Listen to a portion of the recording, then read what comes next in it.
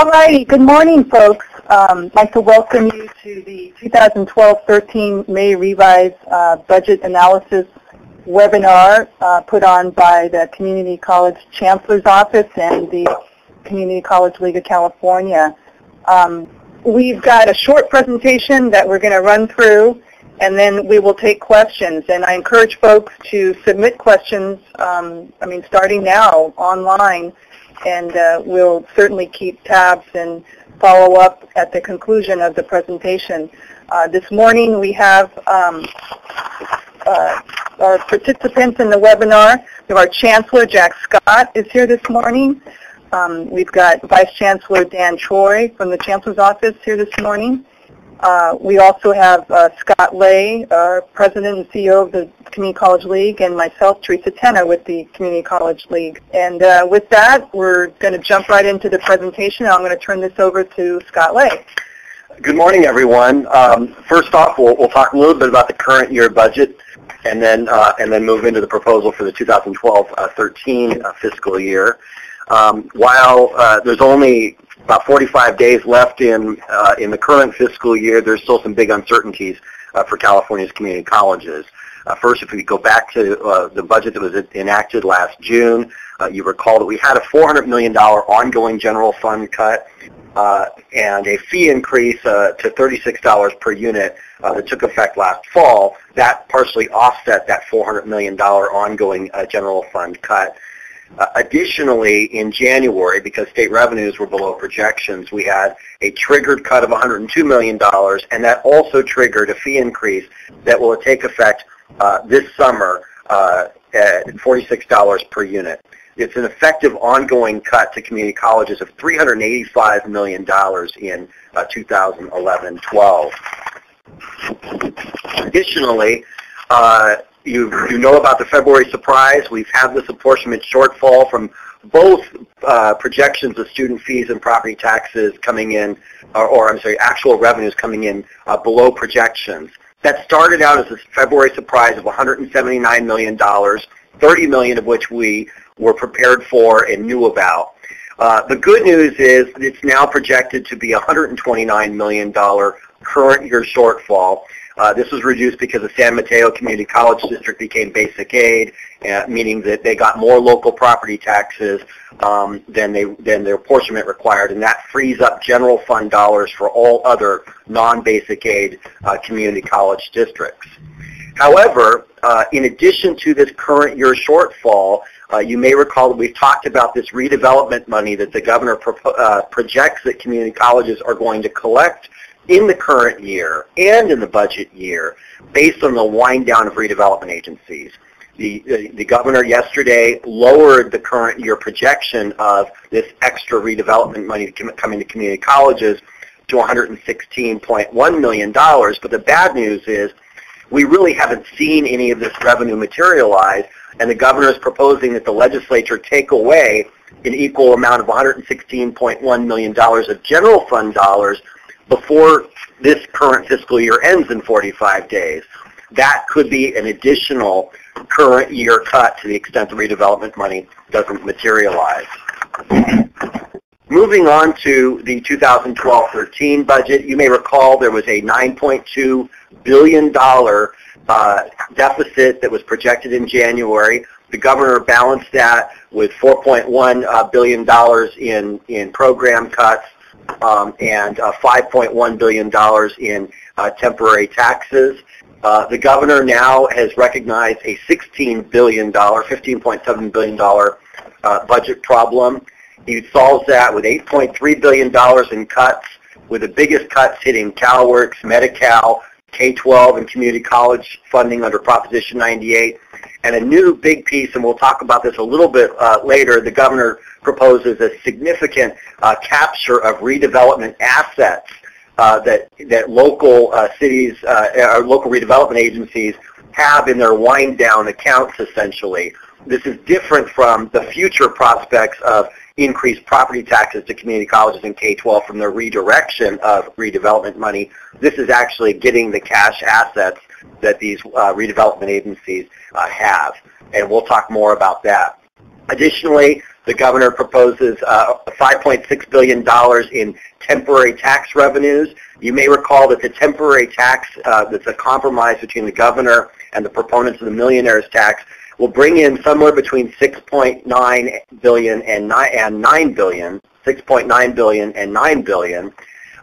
However, part of that goes to sales taxes that stay local to fund realignment for the public safety realignment. That's a sales tax piece of this tax package. Additionally, the governor proposes $2.8 billion in other revenues and cash maneuvers. We're getting into accounting tricks again, like it or not, some of which would defer repayments of debt and some borrowing from other state accounts.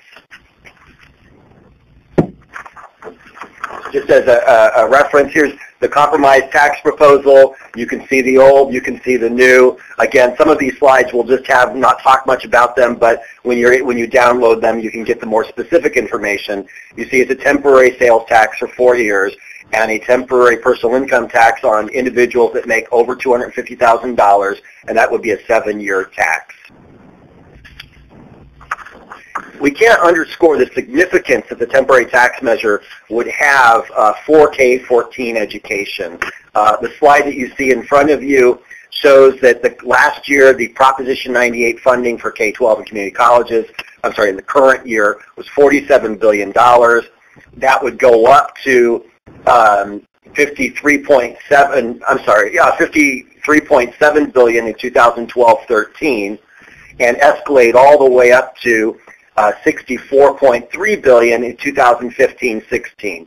Note the dotted red line, and we all know that we've taken significant cuts, but just think about the fact that even with the tax proposal, we don't get back to 2007-2008 levels of funding for K-12 and community colleges until 2014-15. That's essentially 7 years by which community colleges and K-12 school districts will have received less money than they received, 7 years ago. And as you all know, we forfeited 15.6% of cost of living adjustment when we've had so many program cuts and offset by cost escalations. And so we can't underscore how many cuts K-12 and community colleges have taken, nor the long time that it's going to take before we can really restore not only the cuts, but the quality that's been lost due to inflation over time.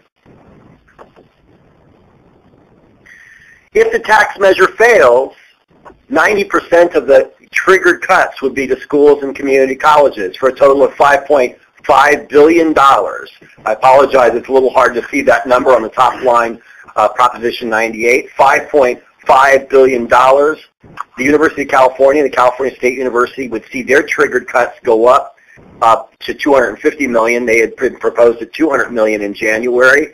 However, the governor notes in his budget summary that UC and CSU would be expected to raise tuition, and that essentially would be backfilled by Cal Grant money. And so, unlike community colleges, that may not actually be operational cuts to UC and CSU. As you can see, Proposition 98, we have a big jump up between the current year. I apologize, the years don't show up on this slide. The blue column is 2011-12, the current year, $47 billion. With the tax measure, it jumps up to $53.7 billion, and then without the tax measure, it drops down to $48.2 billion. However, it looks as if we get an increase with or without the tax proposal, but that's not the case because you'll note that yellow bar that moves from the red column, which is the 2012-13 budget with the tax measure, down where it's funded outside of Proposition 98. This is $2.6 billion in debt serviced from general obligation bonds that are currently outside of school and community college funding. The governor, if the tax measure fails, would put that into Proposition 98 and therefore allow that $5.5 billion in trigger cuts to K-12 and community colleges. This has led to Scenario A and Scenario B. This slide likely looks familiar to you because we did it in January. and not much has changed from January. First, a correction. The email I sent out yesterday unfortunately had a worse number than reality, we believe, for scenario B. So we now project that if the tax measure passes, we will have $313.1 million that the governor proposes to use as a deferral buyback. We would also get a mandates block grant of $28 per full-time equivalent student. That's an increase from the January proposal. That would go out to all districts to settle long-time mandate claims. However, if the tax measure fails, we would have a $300 million triggered cut effective January 1st, 2013. We project that would be a 6.4% workload reduction to all non-basic aid districts. And the governor still would propose that mandates block grant of $28 per FTES in scenario B. And the categorical consolidation is still on the table under both scenarios. We'll talk more about that. I talked a little bit earlier about the redevelopment money, and we'll talk a little bit further about our concerns related to this, but it's important to note that the governor has basically taken $3 billion, over $3 billion for K-14 school, or over $3 billion of the K-12 and community college budget next year would be funded out of this expected redevelopment money. $341 million of that is going to community colleges, some of it from the ongoing revenue from the redirection of tax increment to property taxes, but $1 million one time from a recovery of cash assets that cities and other successor agencies have set aside to either for their ongoing benefit or to retire future obligations of redevelopment. Significant issue because we're not sure politically or practically or legally that money is all going to materialize. We'll talk more about that. Also, note the final bullet under that $341 million. The governor does want community colleges and K-12 school districts to have a little bit of skin in the game, and so they're dangling a $16 million carrot that because our officials serve on the redevelopment successor agencies, and the thought is if we get to keep a little bit of the money instead of having it all taken away from the general fund to offset the property taxes, we might look a little bit harder for money to send up to Sacramento from these redevelopment agencies. There's also the governor takes away a little bit of general fund money because of this change recently that was made administratively at the Chancellor's office in switching from the dollar of need in the BOG waiver to requiring a student to basically have $1,100 of need roughly to get a full BOG waiver, something that basically all system constituencies supported. We didn't expect to have this $15 million taken away from us, however. Categorical flexibility, you likely have seen this slide before. It's the same proposal as January, whereby 15 categorical programs would be made flexible and districts or colleges would be able to use them for any other categorical or student service purpose. 3 categorical programs would be exempt from the flexibility. Those are disabled students, foster care, telecommunications, technology. We have not seen any significant interest in the legislature for this proposal, and all major community college organizations are basically saying this is not the year, while flexibility, and we'll talk more about this in a moment, while flexibility it should be looked at in terms, particularly in terms of promoting student success, this year with so many moving parts is not the year to do wholesale categorical reform in the community colleges. So here are our preliminary thoughts. Number one, we absolutely agree with the governor's call for new revenue. I know that the chancellor has repeatedly spoken about this. The league has contributed non-public funds to the governor's campaign. This is absolutely essential to closing the state's budget problems. While the overall deficit of $16 billion may sound smaller than the 25 or 30 billion that we've had over the last 10 years and a few years, there really are no more options. And if you look at the cuts in this budget, including over $2 billion in cuts to CalWorks, IHSS and Medi-Cal, you have to realize that we have gotten past the fat, we've gotten past the fraud, waste, and abuse, and we are really making injurious cuts to programs that affect real Californians, and you certainly know the impact of those cuts at the local community colleges. $809 million in cuts since 2008-2009, and we've foregone 15.8% in the statutorily determined cost of living adjustments.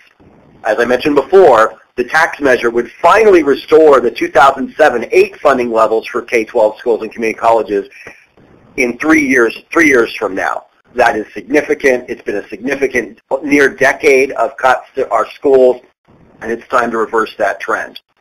We continue to have deep concerns about using the general obligation bond debt service as a sleight of hand to allow for the $5.5 billion in cuts to K-12 schools and community colleges. And, you know, we're uncertain why K-12 schools and community colleges, who aren't getting 90% of the revenue from the tax measure, are going to bear the brunt of 90% of the budget cuts if the tax measure fails.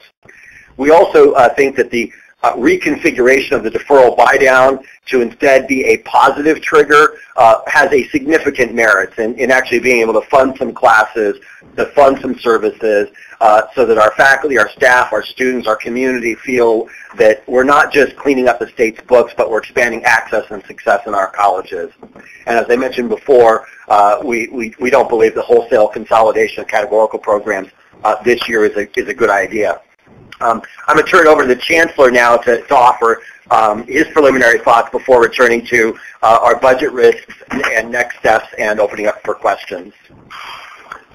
Well, as usual, Scott has done a superb job in outlining exactly what this proposed May revise is and how it will impact the community colleges. I would underline what he said about supporting the tax initiative. I know you may have boards that are perhaps split on this issue, but as far as community colleges are concerned, it'll make all the difference in the world if that tax initiative passes. We're talking about over a $600 million swing, because we will get $300 million plus in additional revenue if it passes. We will take an additional $300 million cut if it doesn't pass. So all you have to do is think about your home district and what percentage of the state's revenue you receive, and you can quickly figure out exactly what kind of cut you're going to take. Let's say you get 2% of the state's revenues. That would mean that you'll have a $1.2 million difference in what you'll have to operate on in the year 12-13. So there's no time to quibble about exactly whether the governor's tax initiative is exactly what it ought to be, and you would change it a little bit here and there.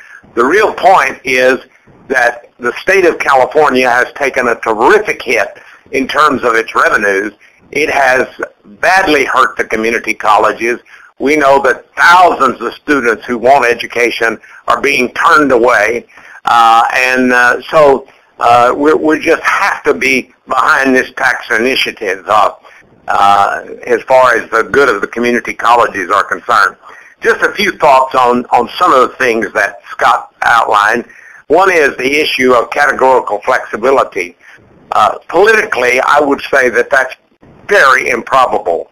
After all, I think many of the legislators are opposed to that categorical flexibility. So I don't think you need to waste a lot of your energy fighting categorical flexibility, because I think that's one battle that we would win in the legislature. Of course, we clearly oppose putting bond obligations into the matter of our paying it as part of our regular receipts. That is something we will clearly oppose. Not long ago, I said that, using a sports analogy, that I felt like the community colleges were in a position of the opponent being on the 5-yard line, and we're having to really fight a defensive battle all the time.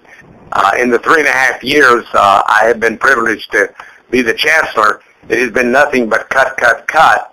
And certainly in my public statements, I've constantly pointed out what a tragedy it is to the state of California to suffer the way that we have in terms of higher education in general and community colleges in particular. That's the news. I think one of the things we can compliment the governor on is that he's been very realistic in his presentations. He has in no sense tried to gloss over what is happening. He recognizes that there's been a tremendous revenue loss in the state of California. I recently read that back in 2007-8 we had $103 billion in revenue, and this year we will have $86 billion in revenue. So a simple calculation will point out to you the tremendous decrease in state revenues. This tax initiative will not get us back to the days of 2007-8, but we'll move in that direction, and as Scott so ably pointed out, it will take several years before Prop 98 is restored to the level it was in 2007-8. So with that, we look forward to hearing your questions. There are a few budget risks. I think we've highlighted most of them already, but we really want to underscore them. Right now, the tax measure is polling at about 54% yes, 38% no.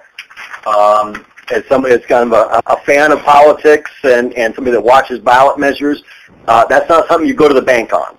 It's going to take an immense effort by those affected by the tax measure, whether they're in the schools that are getting the direct funding from it, or the other parts of the general fund that are getting the benefit of the freeing up of general fund dollars, are going to have to work very hard to convince the public that this is a good thing to do. And as the Chancellor has enunciated, we have few options at this point, and we're going to have to work very hard, and we're going to.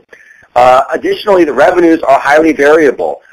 Right now, Facebook is scheduled to go have its IPO this Friday. There's some talk even in the last couple of days, and because of what's going on at JP Morgan Chase, which is involved in the Facebook IPO, some are saying it should be postponed all the way until the fall. That Facebook IPO is responsible for $2 billion of the state's revenue projections over the next 18 months. And so if that gets postponed or the IPO doesn't go off as planned, that is a significant couple $1 billion problem in the budget.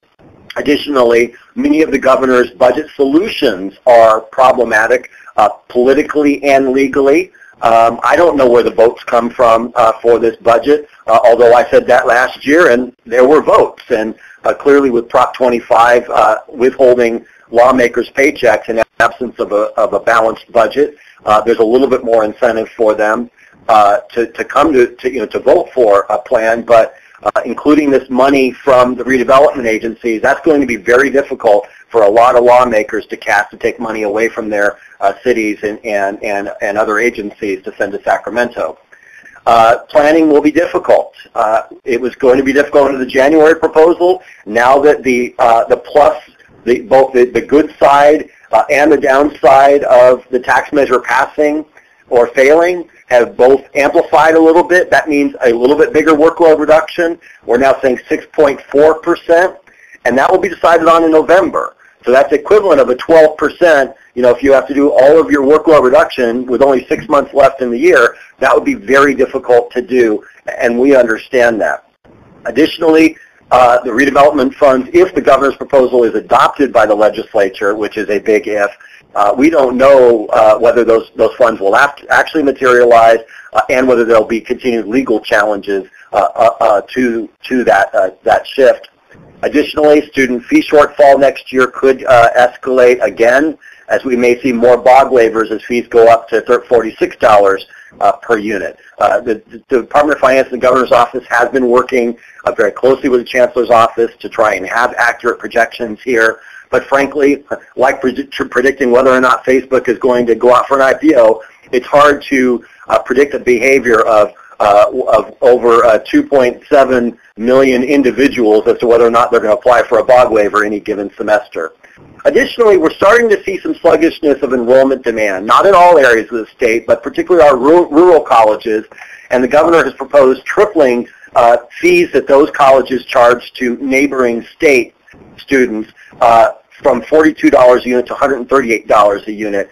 And so we're watching carefully, and we certainly want to hear your feedback as to how you're seeing student enrollment demand. Moving on to next steps, just want to let you know a couple of things that we're doing. Number one, I'm uploading this presentation in between my comments here, so it'll be available at ccleague.org/budget in the next few minutes, both in PowerPoint and PDF format.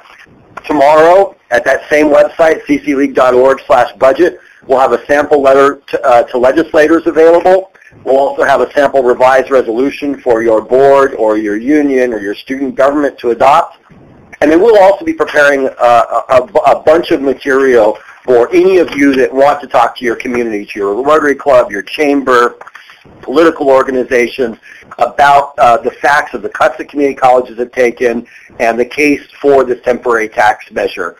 That's going to be very important for us to communicate and get our allies to understand that this is absolutely essential to restore access and success in our community colleges. Teresa, why don't you talk a little bit about the budget timeline? Alrighty. Well, we kind of running off on a sprint here.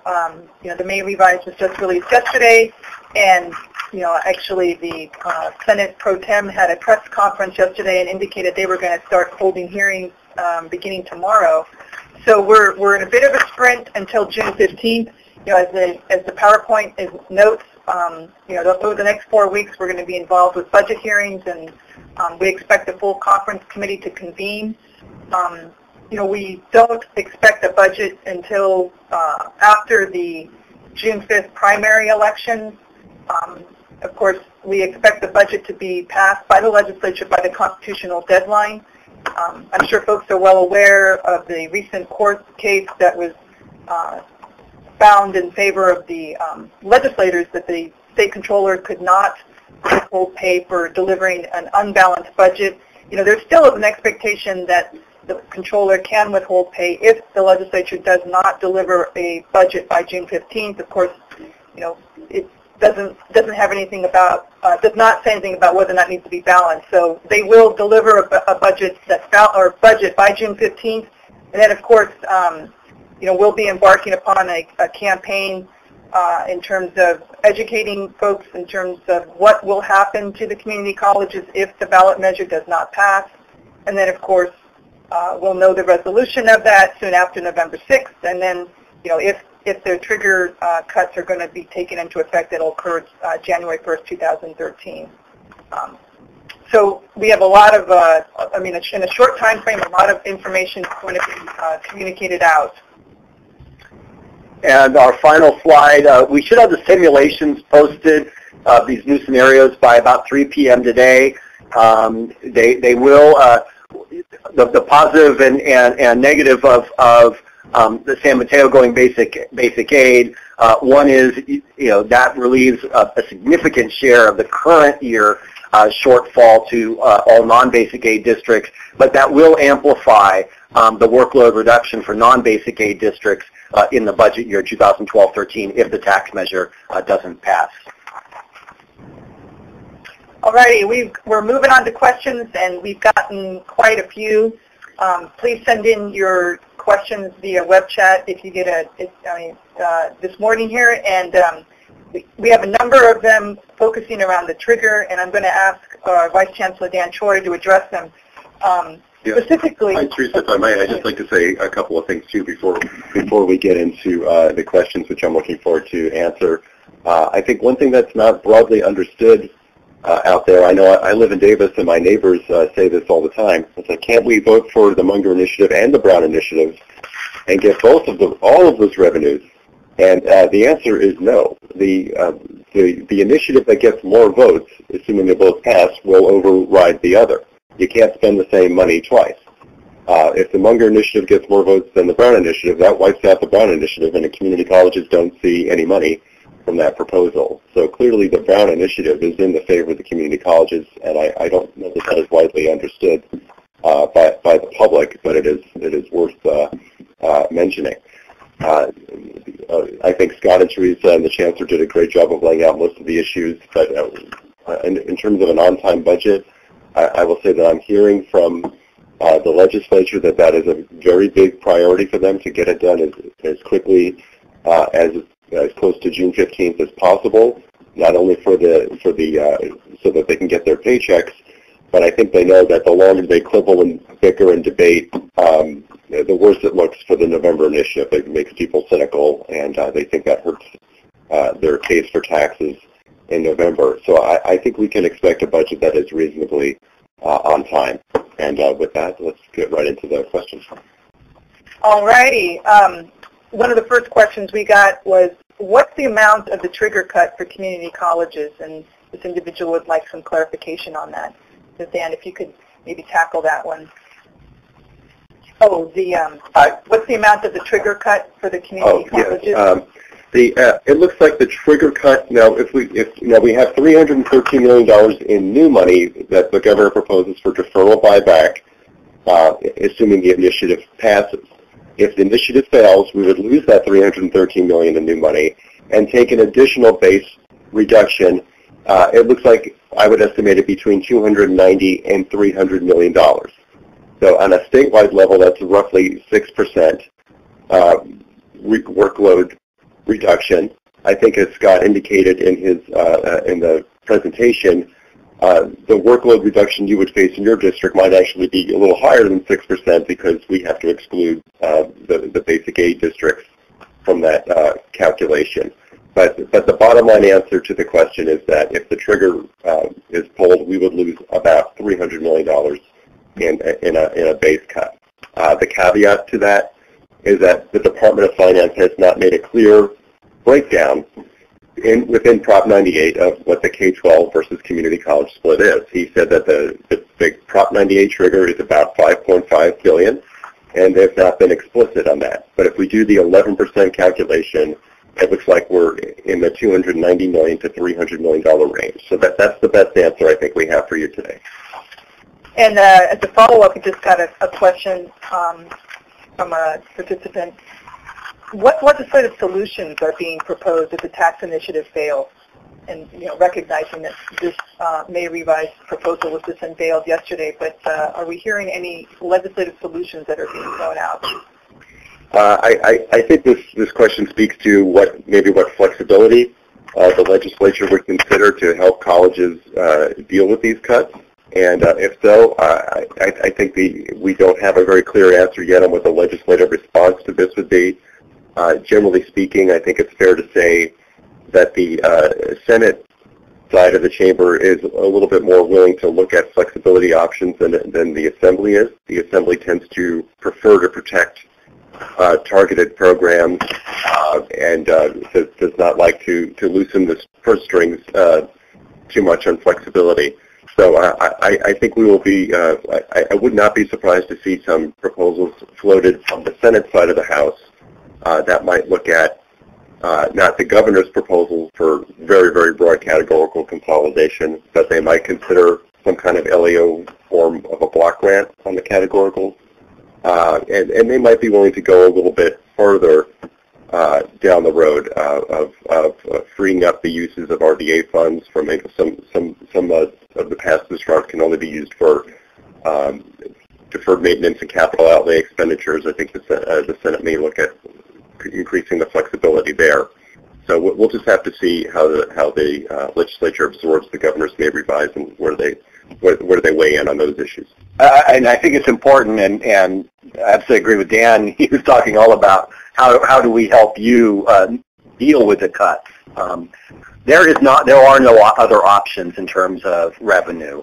There are not votes in the legislature, the 2/3 that would be required to pass a tax measure.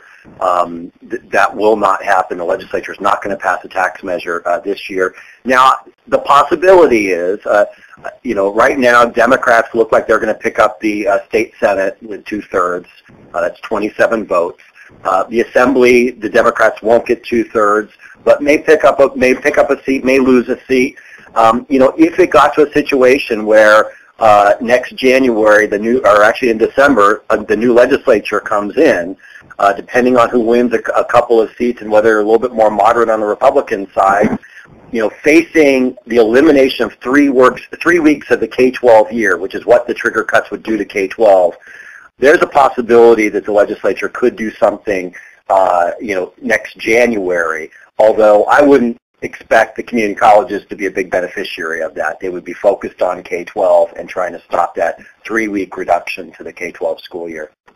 And one thing I'd like to add, related to the legislative solutions, I think as we've noted in the PowerPoint, we have a tremendous exposure in our local revenue in terms of the redevelopment assumptions that are being made for the current year and the redevelopment assumptions that are made in the budget year. If those assumptions do not come to pass, then we are left with a deficit. And so, we're going to be pushing very hard for some type of language to address a local revenue backfill. And we do have a vehicle in the Assembly Appropriations right now, AB 2591, which would provide a automatic backfill if local revenues don't come into Budget Act estimates. But, I think, even more so with this year, knowing how little redevelopment money is being identified to come to Sacramento, it's very important for us to try to get some type of relief in that regard, particularly in the budget year, because they've already worked the numbers into the equation. Another question we've got from the web chat here is, has the governor's initiative gathered the required number of signatures? Yes, they're turning in the signatures now, and from everything I've been told, there are plenty, and probably will move to the raw count early next week. As has the Molly Munger.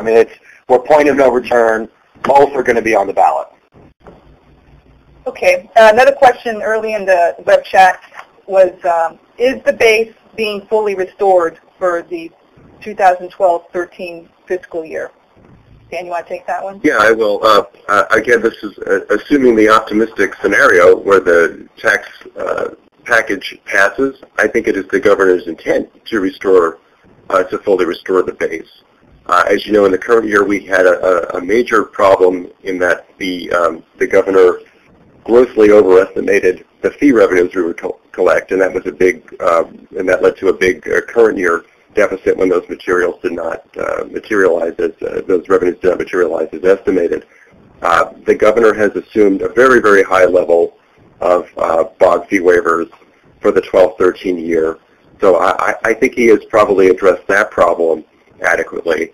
The problem comes in some of the issues that Scott, Teresa, and I have already talked about, though, in terms of the assumptions regarding the RDA proposals. If those dollars don't come in, it's hard to see where the dollars from the general fund would come and backfill that shortage. So we're heavily reliant in the budget year, I would say, on those RDA assumptions. So that is a very major risk for us.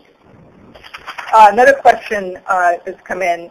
Can you explain further the $116.1 million in redevelopment monies in the current year? Yeah, with the dissolution of the redevelopment agencies, presumably, theoretically, you have more property tax that is allocated through the normal property tax system. So K-14 colleges would have more property tax flowing through their coffers. So the administration in January assumed that community colleges would receive about $147 million more in property taxes due to that to the dissolution of those agencies. And their May update on that figure is that it's about $116 million. And as Teresa's pointed out, the problem with this assumption is that we don't have accurate reporting yet from the local entities. They have not fully determined how much revenue is actually there to be allocated to K-14 for the current year. In our conversations with some of the local entities, we don't think they're going to have a very good idea about that until June. So the risk is that they'll make the general fund cut of $160 million, assuming that that property tax will come in, and we'll get a number less than that. So we're going to work very closely with the legislature to ensure that they estimate that number correctly and only take action when we're sure the money is there. Yeah, I've got a question related to the mandate block grant and the recent change to the mandate proposal from the governor's office. And the question is, if we have any rationale behind the $28 per FTES proposed for the block grant? The explanation I got from finance is that they just tried to even up the dollars between K-12 and the community colleges on that score. K-12 is getting a higher, in the K-12 proposal, they were getting a higher number for enrollment than we were. So they lumped the dollars together. The K-12 number came down and ours came up to make it more equitable. So another big change in the mandate block grant proposal, however, is before you had the choice to enter into that categorical mandate program, if you wanted to, you could also have the option of the normal claiming process. The governor is now proposing to eliminate that claiming process. So essentially, if you want mandate money, you're going to be forced to participate into the block grant unless you perhaps want to file a lawsuit against the state on that score. All righty, we got another question, kind of a follow-up question that we just got in related to the initiative. And this is, I'm just reading Andrea. Am I understanding this correctly? If the tax initiative fails, the deferral buyback would no longer be an option for a $313 million cut, and then a programmatic reduction of approximately $300 million for a total of $600 million in cuts if the initiative fails. Yes. Yes. So you have remember, if we're going back to our trigger slide, we had a $5.5 billion overall cut to K-12 and community colleges. So it is indeed a $613 million swing from best case scenario to worst case scenario. And then another follow-up question related to the initiative and the new money. The deferral buyback is set at $313 million, but that assumes the governor's revenue projections are on target. What would be the number if the LAO estimates are used? I have not calculated that. I don't know what that. Keep in mind the budget will appropriate the dollars. So if the legislature agrees to go with the governor's revenue assumptions, that's what will be in the budget. But obviously, if the governor is overestimating the revenues, we could have a potential mid-year issue where there needs to be a budget correction. So yeah, there certainly are risks there, and the LAO, as you point out, does not agree with the governor's revenue assumptions.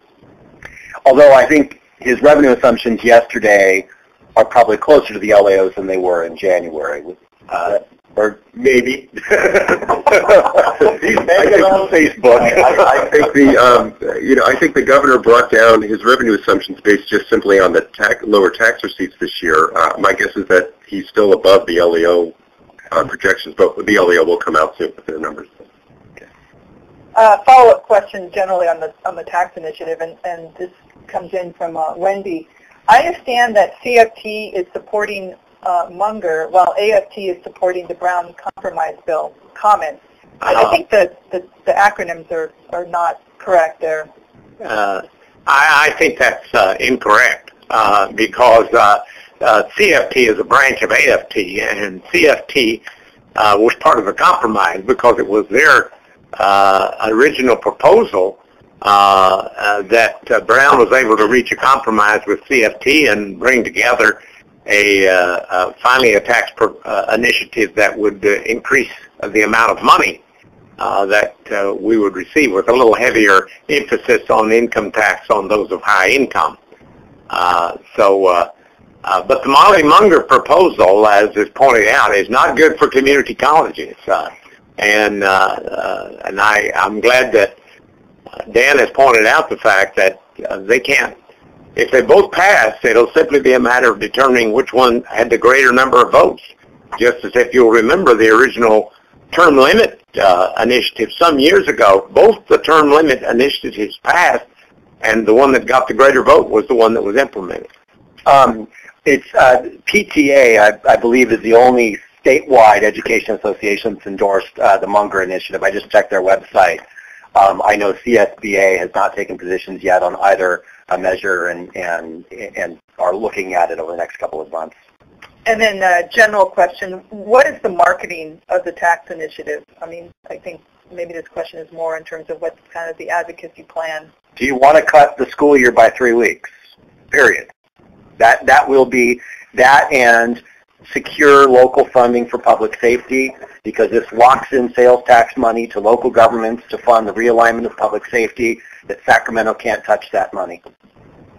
Yeah, I think part of the discussion we're having with that has to do also with, whether the deferral buyback is the right sales pitch. I think the governor looks at that as, I think his argument there is to the public is, hey, look, we're not spending new money before we fix our problems and address the debt. But I have to wonder if a better argument isn't, hey, look at the good things that we can do with the new money if we get it in. We're going to restore core sections. We're going to support more students, rather than just saying we're going to pay an accounting. And it's very clear that the legislature is not terribly enthusiastic about the governor's deferral buyback plan. And I'm talking now about the Democrats in the legislature. The state of California is in a strange position. It only takes a majority vote in order to pass a budget, but it takes a 2/3 vote in order to raise taxes. And so you can pass a budget without the support of the minority party, but you cannot raise taxes without the support of the minority party. Okay, I think a follow-up question on some of the flexibility proposals put forward by the administration, and we'll let Dan take this one, and maybe he can address both the apportionment flexibility and the categorical consolidation, and what is being done to get the consolidation language out of the budget conversation. Well, I think the Chancellor spoke to this earlier. You may recall during the work of the Student Success Task Force last year, there was at one point a recommendation to do a categorical block grant in some form. And I think it's fair to say that we got probably 80% of the complaints about the task force recommendations we got at that point were in regard to the categorical proposal. So the task force agreed to remove that proposal from the task force recommendations. And in the spirit of that decision, we've decided that we are not going to turn right around and endorse categorical consolidation in the budget proposal. We feel that would be sound like double dealing, and I think we're not going to do that at this point. In terms of actions, the Assembly has already rejected the governor's proposal to consolidate categoricals. The Senate has not taken formal action, but I don't think that they think that's a good proposal, and I would be very, very surprised if they went along with it. So I think the odds of any categorical consolidation, certainly something as broad as what the governor has proposed, is about zero. I got a follow-up question related to the passage of the initiative. Is this correct? If the governor's tax initiative does not pass, the Munger initiative will? How would the Munger initiative help community colleges in crisis? The two are not connected. However, under the state constitution, if tax measures have conflicting provisions, then the one that gets a higher number of votes takes effect. Now, there's one issue in terms of the way the interplay, and the question is, the governor is both personal income taxes and sales taxes for local public safety. Munger is just personal income taxes for K-12 education. There's some thought that if they both passed, the sales tax piece for local public safety would go into effect, and Munger's piece for only K-12 education would take effect. And the Munger initiative is $10 billion for K-12 schools, an investment I think the state should make, but it's put on top of Proposition 98. And so it basically takes away about $5 billion in budget solutions that are pulling this budget together and avoiding deeper cuts to UC, CSU, health and welfare programs, and indeed community colleges. Yeah, and just to clarify the point, the scenario I was talking about is where, say, the Munger initiative gets 55% of the vote and Brown gets 53% of the vote. So they both get clear the 50% hurdle, but the Munger initiative, if it gets more votes in my example, is going to outrank most of the provisions of the Brown proposal. Now, Scott has talked about how maybe the Brown sales tax provision, the court might find that that would go into effect in some way, shape, or form. You know, I think it's not 100% clear yet that that's the case. There is a provision in the Munger initiative that would, I think, preserve the realignment dollars in the Constitution that Brown would propose if the Brown's initiative cleared the 50% hurdle. So there's a lot of things to be worked out here. But I think the bottom line for us is that the Brown initiative is way more beneficial to the community colleges than the Munger initiative, and that's the one that we should be putting our weight behind. Yeah, I think I just want to note, you know, the Munger initiative obviously is focused primarily on the early childhood education, and so, you know, there could be a benefit to some of our, you know, colleges that have contracts with the Department of Ed for child care provision, in that, you know, the reimbursement rate could go up and perhaps there might be a more stable flow of dollars. But again, as Dan noted, the Brown initiative is certainly much more beneficial in the bigger picture to the community colleges. Yeah, the bottom line is that the Munger initiative is a new tax essentially for new spending, and the Brown initiative is intended to address the budget gap. So they have very, very different approaches. And then a follow-up dealing with the ballot measure here is, has the Chancellor's office developed a contingency budget, assuming the worst-case scenario, and indicated where program cuts would occur? Well, of course, that's a local decision that's made, and we don't come up with an overall budget and say this is exactly the way that each local district should budget its money. I would advise caution. In other words, it would be well to not bank on the fact that the tax initiative is going to pass and then suddenly being faced with some dire circumstances if indeed it does fail. I guess as a former college president, I always found it wise to perhaps overestimate your expenditures and underestimate your revenues. And you do it the other way around, you will be in a really difficult position come November if that tax initiative doesn't pass.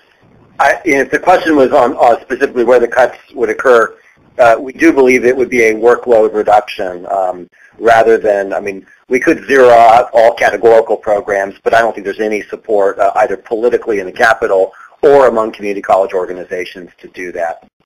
And for years we have argued over the fact that whenever the state gives us less money, they cannot call upon us to do the same amount of work. And so far, whenever we have had to take a cut, we have gotten that workload reduction, which sadly means, of course, that we serve fewer students. But on the other hand, you can't serve the same number of students with considerably less money.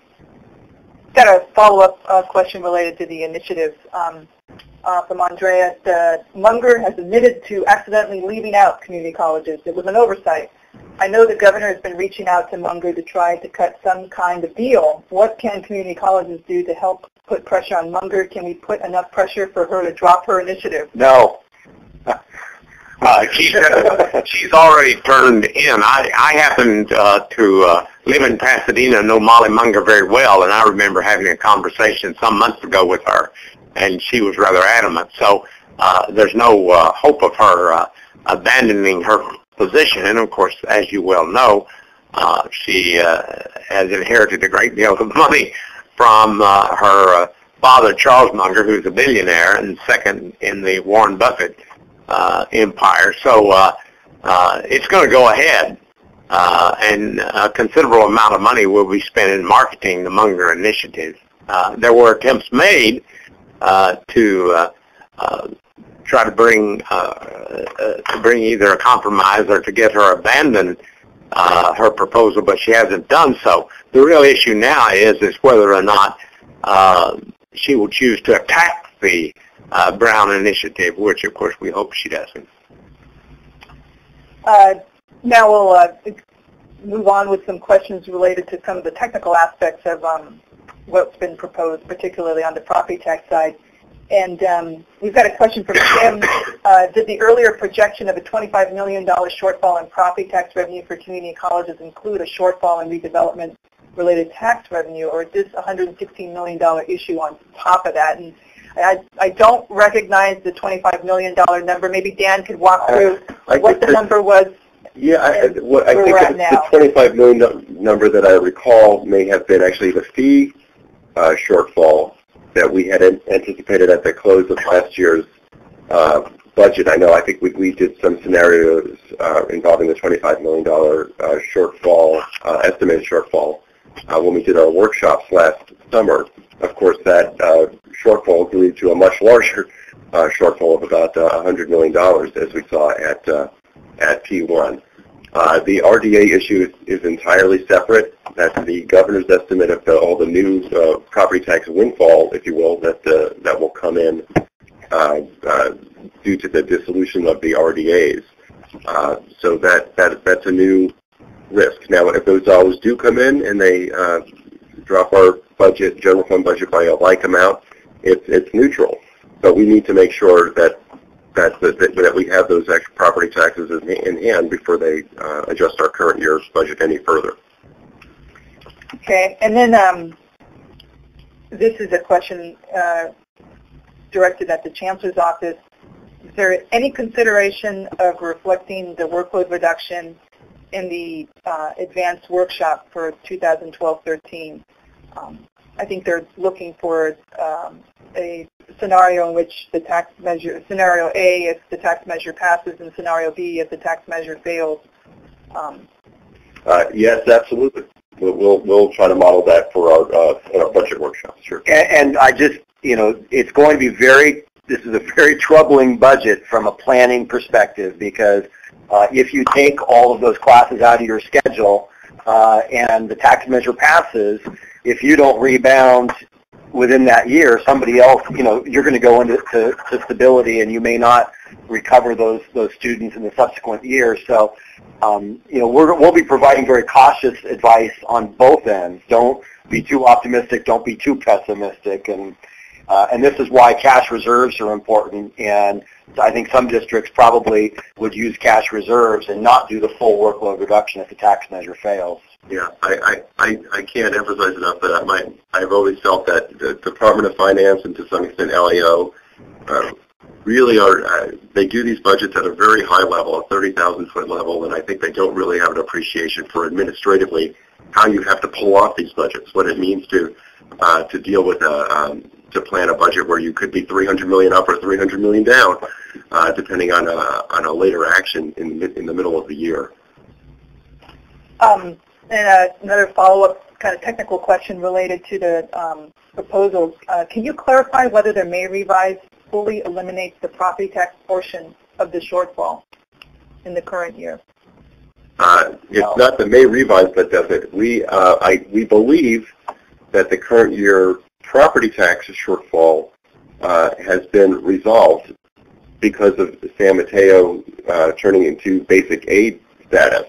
That brings in a lot of property tax into the community college system and leaves the hole on the K-12 side within San Mateo County, which the general fund backfills by statute. So we think the property tax portion of the current year deficit has likely been resolved because of San Mateo's turn to basic aid status. Now we still have the fee revenue shortfall in addition to the $30 million trigger cut. So we still have a very, very sizable deficit that we think will probably be about 125 or 130 million. And the good news is that is lower than the 179 million that we had at P1, but it's still a very, very sizable deficit. And then some more kind of technical clarification questions, and these deal with the full-time faculty obligation. And a question from the field: when will the new full-time faculty obligation number be published? I guess the question is what we mean by the new numbers. I mean, generally for the fall of 2013, we will put that number out in late summer or early fall after we do the calculations. And in terms of whether there'll be another freeze or not, that will be determined by the board at their November meeting. And obviously, this is going to be a tricky issue because we're going to have to be dealing at the same time with the ballot initiative. And certainly, I think my recommendation to the board would be, given all the uncertainty and all the recent cuts, to to be very mindful of the risks that districts are facing out there. And legally, under the regulation, the Board of Governors can only pull the trigger if a COLA is provided, and the trigger would only add to the new full-time positions based on enrollment growth. And so the COLA is nowhere in this discussion for the 12-13 year for either community colleges or K-12. And the board has been very sympathetic with districts in terms of putting the freeze on. And I don't see a change of opinion among the Board of Governors. They're fully understanding of the dire circumstances that districts are in, and therefore would be very loath not to freeze the present fund number. And as you know, you can meet your obligation by percentage. And that simply means because of the fact that fewer adjunct faculty are used, that even sometime when your number goes down, when your full-time number goes down, you still are holding to the percentage of classes that are taught by full-time faculty. So we know that in the future, perhaps as funds begin to increase, we may have a problem. But I think in planning for the 12-13 year, you need not have to calculate that you're going to have to be adding full-time faculty, that if you maintain the percentage that is necessary in order to show that you are maintaining the same percentage of classes taught by full-time faculty, that will be sufficient. Another question related to the situation if the ballot measure does not pass. Are there going to be any cuts to districts who fall below their FTES base, thus lowering their guarantee? Yeah, I think this question is. Yeah, what I think this question is getting at is, if there's going to be reductions for districts who are going to fall into a stability provision, and so I don't know that there's any discrimination or any type of provision that would protect a district that would fall below stability from a reduction. I mean, keep in mind from the state perspective, if we have let's say a 6% workload reduction, if everyone simply goes into stability, then the state doesn't save any money. So I think stability in that case would only apply for those that fell below the 6% margin in that increment. If this question is referring to the base allocations, what we did in 11-12 is we brought down those thresholds by the amount of a workload reduction, so that districts did not automatically lose a lot of that big threshold dollars through that artificial state-imposed FTES reduction. And we will apply the same reduction to any 12-13 workload cuts. Let's come up a little bit high level here. Just got a couple more follow-up questions on the initiative. Question from Sue. Considering we are connected by Prop 98, could the Munger initiative, should it pass higher than the governor's, be challenged in the courts? My opinion on that is no. The way it's crafted, the money never comes to Sacramento. It goes directly to local school districts as a supplemental appropriation, similar to the lottery funds. And so it never touches the Proposition 98 consideration. It never touches the general fund, and I think is legally sound. Okay, and then another question, kind of a big picture. How many districts have enough reserves to get past this fiscal year and carry them into 13-14? I wish I had a very clear answer to that. I know Assistant Vice Chancellor Harris sent out an email survey to districts, essentially asking them for their projected levels of reserves, and we got a fairly tepid response, frankly, from the field on that. I think only 25 or 30 districts responded. So I'm concerned that after all these years of cuts, that the well is running dry on the reserve level for districts. I would also offer a caution on that, and I know I mentioned that some districts may choose, instead of trying to get the entire workload reduction if the tax measure fails, to maintain some of those courses using reserves.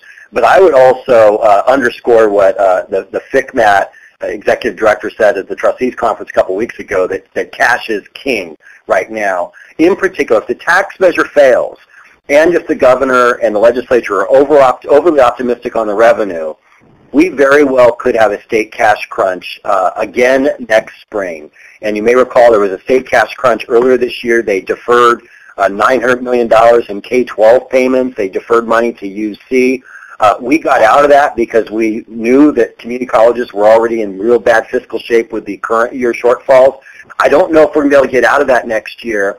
And I could see this whole budget, if the tax measure fails, the whole plan could unravel. The city's redevelopment agencies could sue in the court and block that money, which would cause a general fund cash problem. The health and human service cuts have been continually denied by Washington, D.C., when the state needs waivers.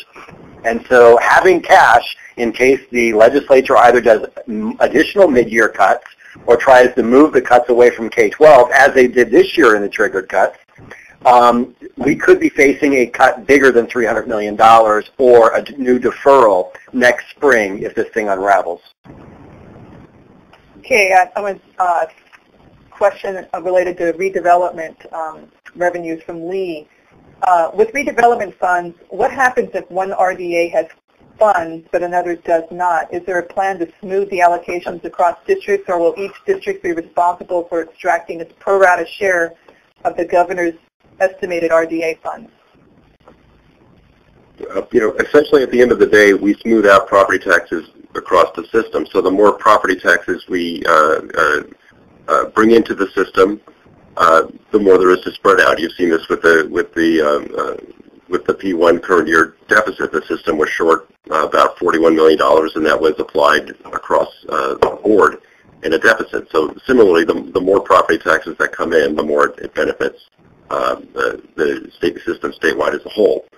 So when you're working on these RDA boards, community colleges really have an interest in ensuring that these boards are not overspending their obligations, because the less property tax we bring in, the less money there is to go around to fund K-14 education.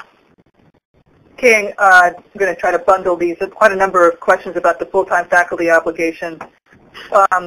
Will there be an adjustment or waiver for the FON, or adjustment waiver or suspension of the FON completely? And then a question about the materials that would be provided by the Chancellor's office. Would they include a calculation of scenario A and scenario B of the FON in the material that goes out in the budget workshop? I guess I'll answer the second question first. As you know, when there's a workload reduction, that does bring the FON down, and so we will calculate that in the late summer and fall when we have more information to work with as part of our normal process. I guess the other question is, what is going to happen for the 13-14 year? That will go to the board in November. It's entirely their vote. The regs say that they shall consider the COLA, the growth, and the categorical funding provided in the budget. And so our office puts together that information for them and makes a recommendation on it. But it is up to the board's discretion to decide whether to freeze the FON for the following year or not. Okay, got a question from a participant, and this doesn't deal specifically with the budget, but actually with a district action that was initiated related to kind of two-tiered course offerings. Was there ever a response from the Attorney General on the proposed Santa Monica College contract ed system? I think, if I recall correctly, we only got a verbal response to them. We did not get a formal response. We only got a verbal response, and when Santa Monica abandoned its attempt to have a two-tier system this summer, then we have not received a written response to that. And as you know, there's another bill that is authored by Senator Rod Wright, it's different from the Santa Monica proposal. It places it's only a pilot program to try a two-tier system, and it's also it places a lot of restrictions on such a two-tier system. For instance, it makes it very clear that before any of the colleges could engage in this pilot program, they would have to make sure that they rid themselves of courses that we might call lifelong learning or avocational courses. Still, of course, there's a great deal of faculty opposition to the Rod Wright bill, the Senate bill that's in front. I believe that's 1550, if I remember the number correctly, Senate Bill 1550.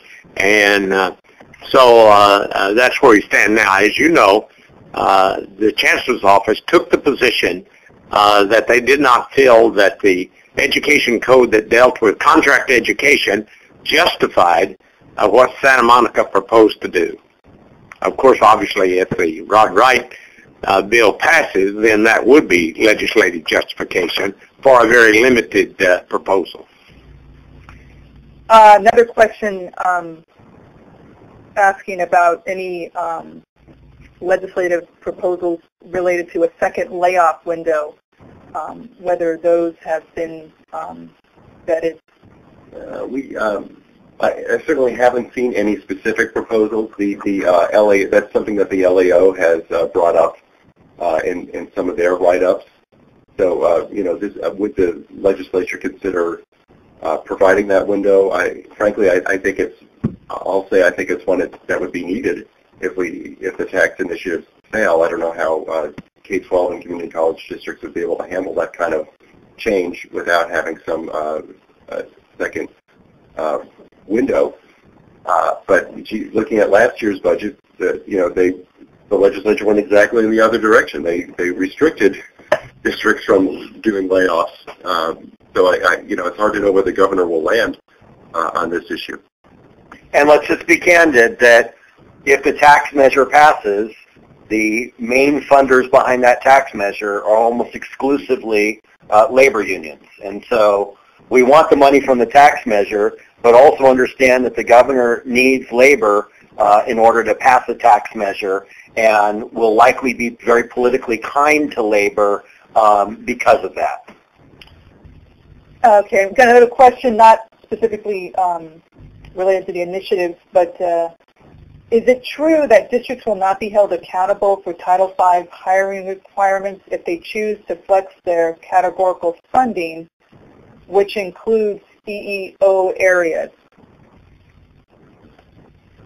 We'll have to follow up offline about that. I do know that the language on categorical flexibility also provides flexibility to statutory and regulatory requirements related to those programs. But again, we don't expect that the categorical flexibility will pass the legislature. Okay, got a question, follow-up question on the San Mateo basic aid situation. Can you explain why the San Mateo change to basic aid is unique in providing an influx of property tax revenues to the system this year?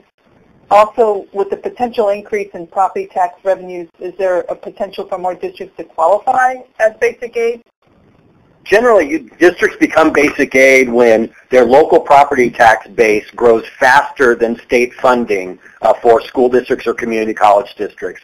In this case, San Mateo's property tax base didn't decline fast as state funding for community colleges declined. So basically, as we're shrinking districts, there are many districts that are getting closer to basic aid, and that does benefit the community college system because it then frees up general fund money for other community college districts. It's not necessarily a good thing, however, because it's showing that we're shrinking these institutions, and these institutions are legally entitled to a certain amount of property taxes from their counties. Now, in most districts, that those legally entitled property taxes don't cover the entire apportionment that the district gets, and so the state makes up the difference with general fund. San Mateo crossed the threshold this year to be with the other 3 basic aid districts. San Mateo had been a basic aid district in the past. We don't think any other districts, I think, in the next fiscal year will cross into basic aid, although a couple would get close in scenario B. Again, not because of the good news of property taxes growing fast, but rather because as we do more and more state-determined cuts, it's pushing them down closer to being basic aid. Okay, got another question. This is for the Chancellor's office. Any further discussion and or action being considered for repeating classes? And I think this question is in the context of the action taken last year by the Chancellor's office, curtailing the number of classes that a student could repeat, and of course then a subsequent impact on the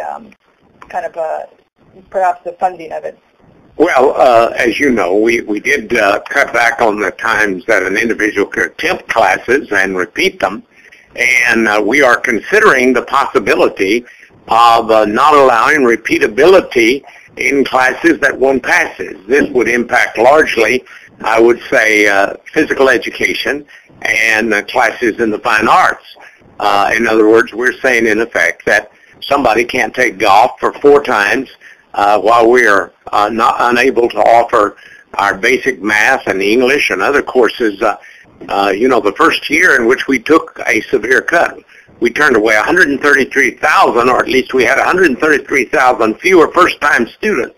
It's pretty clear that it's becoming questionable to continue avocational courses when we're so desperately in need of transfer, career technical, and basic skills courses. So that's the issue on repeatability. That number one, you can't keep failing a class and continue to repeat it more than 3 times. And number two, you can't simply take avocational courses over and over again. Okay, got a general question. Any relief from the 50% law being discussed? Any consideration of suspending the 50% law? There is, the 50% law is statutory. It's much stricter in that sense than the faculty obligation number, which the Board of Governors has more regulatory authority over. We fully expect that there will be a continued flexibility for districts to count money that they're using to backfill categoricals that have been cut since 2008-9. To continue to backfill that, the Board of Governors has seemed to be okay with districts, although only 4 districts actually use that authority this year. And so while we know districts are really having challenges with the 50% law, we fought real hard to get that flexibility to backfill categoricals, but in the end, only 4 districts needed that authority. I will say that there are ongoing conversations with our labor partners. I've been part of those conversations. Although it's difficult for them to give on this issue, and they do point to districts that are showing larger reserves than might be expected in these times. Of course, those larger reserves are largely because of the deferral situation and the uncertainty on a cash basis districts are having on an annual basis. Okay, we got a follow-up question on the basic aid situation. And do basic aid districts get to keep the excess property taxes from RDAs, or do they benefit the state? Yeah, they get to keep the extra money. Although they get the excess property taxes, but remember when we talked about the 2 different numbers for the 12-13 year, one was the redirection of the tax increment dollars, and the other was grabbing the cash from redevelopment agencies. They wouldn't benefit from grabbing the cash because that's actually Sacramento coming in and emptying out the assets of those redevelopment agencies. It's not property tax money. Question, will the Chancellor's office continue to approve new center status for colleges? Well, for now, that's what the regs say. We had some discussions going on with, Teresa and Scott have put together a work group with some district CBOs very familiar with SB 361 about some approaches that need to be taken in this time of declining fortunes which SB 361 was not really constructed to deal with. So I think it's a fair question, and it's a fair issue in this time of deficits, whether we should be continuing to improve funding for new centers, which comes off the top of everyone else's apportionment. Okay, and we're going to take just a couple more questions. We had set this. We thought that this perhaps might last only an hour, but we've gotten a lot of questions, and apologize if we weren't able to get to yours. We're going to take a couple more, and then of course we will be holding this webinar again at 3 o'clock. So if perhaps your question wasn't answered and you feel like you'd like another bite at the apple, you could certainly log on at 3 o'clock and resubmit, and we'll try to go through some of the questions that weren't addressed. Or just email budget@ccleague.org. That'll go to both Teresa and me, or you can obviously email dtroy@cccco.edu. This is a question related to categoricals and match. Will there be an effort to fight to waive the categorical match requirements? Honestly, I've not heard much about that proposal, so I don't know that it's on anyone's radar screen at the moment. And given particularly the legislative support for categorical programs, I don't know that would be high on their radar. Another question: do we know the status of the CSBA lawsuit? Yeah, I think the court has said that the legislative action was okay. So don't expect that $2 billion anytime soon. Okay, and then another question related to the fawn, actually, and this is a bit of a technical one. Chancellor Scott said you could meet the fawn by hiring at a certain percentage. What does that refer to, and what is that percentage? Go ahead. Well, all I was going to say was, let's say that your fawn required that you reach the level where 67% of your classes were taught by full-time faculty. Let's say the following year you had considerable fewer part-time faculty and you had 2 or 3 fewer full-time faculty. If your percentage of classes that were taught by full-time faculty was still as high or higher than it was when you met your fawn, then at this point you could meet your fawn through the percentage of classes that are taught by full-time faculty. And that's what I meant by that. I didn't, it wasn't saying that we don't have a set percentage statewide, because the fawn requirement varies greatly from district to district. But in meeting your fawn obligation, you could meet it through the percentage, maintaining the percentage of classes that are taught by full-time faculty, even though you might have fewer full-time faculty because you also have fewer adjunct or part-time faculty. It's a really good question. With this uncertainty about the fawn, if you are going to have to meet either your number or your percentage next fall, when the Board of Governors says we're waiving the fawn, they're really just waiving the growth in the fawn. And so when they make that determination, you're either going to meet the percentage or the number.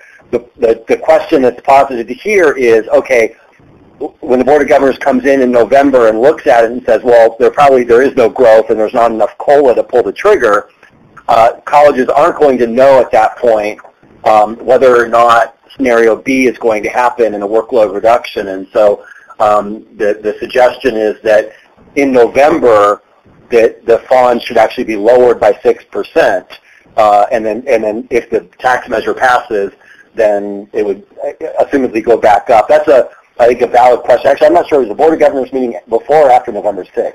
November 13th, 14th. It's the week after. So we will know we will know. Yeah.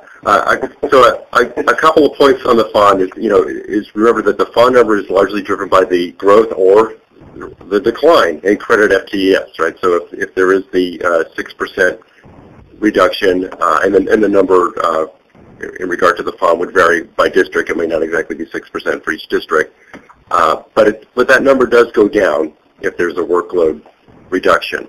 But rest assured we'll be well informing the board of the scenarios possible due to the tax initiative. And further, keep in mind that the regs also do provide that if there is a mid-year cut, we can revisit the fund decision. So if the board were to make a decision based on the taxes passing and the taxes fail, we can go back and revisit that to reflect the cut. Well, thank you all very much, and also not introduced at the beginning, but sitting here and taking notes and tweeting and all sorts of things has been Vice Chancellor Paul Fees. Thank you very much for joining us, Paul. Chancellor, thank you very much for coming over today, and Vice Chancellor Troy, your ongoing leadership, and of course Teresa Tena. Thank you all very much, and I believe this was recorded and will be available later, and the PowerPoint is available in both PDF and PowerPoint. It's a big file, 4.4 megabytes, so have some patience. That's at ccleague.org/budget, and we are doing this again at 3 o'clock today. Thank you very much. Thank you, everyone.